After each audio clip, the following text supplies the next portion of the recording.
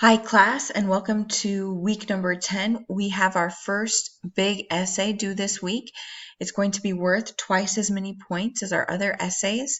So I wanted to cover a few things from the rubric and review a few areas that we've struggled as a class and hopefully help you turn in the best essay possible. Let's start at the top here. We have our thesis, which is worth 40 points. Now, a thesis is a one-sentence summary of your main point, and it usually in academic writing goes at the end of your first paragraph. So that's 40 points for just one sentence. So I want you to make sure, again, that you have that one-sentence summary of your main point, and I'll help you see a specific example of that in a essay that we'll scroll through below. The next section is our support. So every paragraph, every sentence that you write should come back to support your thesis statement or your main argument. Anything that doesn't connect back to that thesis statement doesn't need to be in your essay. So make sure you're make sure you have that connection as you're going through your different reasons, examples, facts, experiences, and other pieces of evidence that you include in your essay.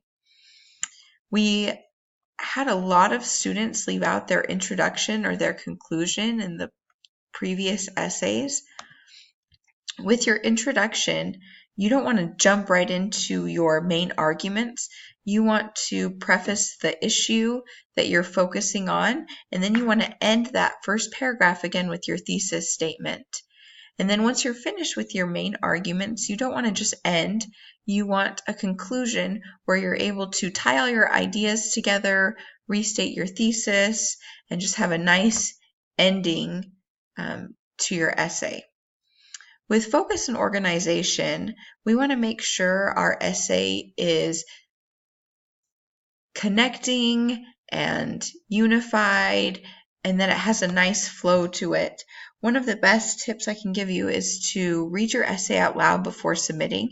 This will help you identify any areas where the phrasing is awkward or where ideas don't connect together. And then also peer editing is a great idea as well. And I know you have opportunities to do those in your Thursday gatherings. Now we have covered more grammar concepts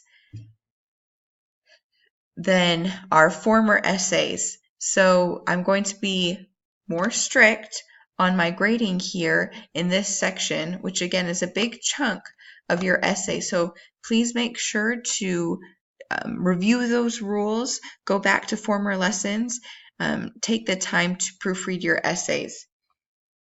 Again, this is worth twice as many points as our previous essays, 200 points. So let's make sure we frequently review the rubric and make sure we don't miss any points here. Now I want to go into an example.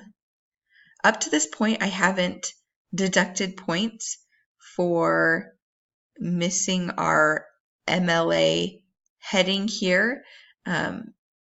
But for this essay, I really do need you to have your name at the top. Again, this is all double spaced as well. Your name, my name, the course number, we're taking English 106, and the date. For this essay, the rubric does require you to have a catchy title as well. This student is focusing on smoking in public areas. So Take a Whiff of This is their catchy title here. They introduce the issue and then they end with a one-sentence summary of their main point. In this case, theirs is smoking should be banned in all public areas, indoor and out, including public streets. And then everything they write in their essay comes back to support their main argument here. Now this student includes a works cited at the end of their essay. You are not required to have a works cited page for this essay. I would strongly encourage it. It's great practice for future academic writing, But again, it's not required, but you do need to acknowledge your outside sources within your essay, especially if you choose not to have that works cited page at the end. We don't want any plagiarism. So again, we want to make sure that we give credit to our outside sources within our essay. Now, I will be, along with the works cited, I did want to say one more thing. If you have any questions about works cited page, I know we haven't covered it very much.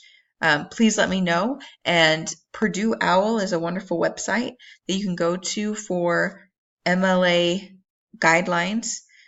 So again, you can just Google Purdue OWL MLA works cited and it should come right up. But again, if you have any other questions too, or have a hard time finding that website, please let me know and I'll point you in the right direction. Also this week, I'll have a discussion board post in our question and answer section where you can send me your essay with a specific question or concern. Maybe you're struggling with your thesis placement or are unsure about your intro or conclusion. Any questions you have, please let me know.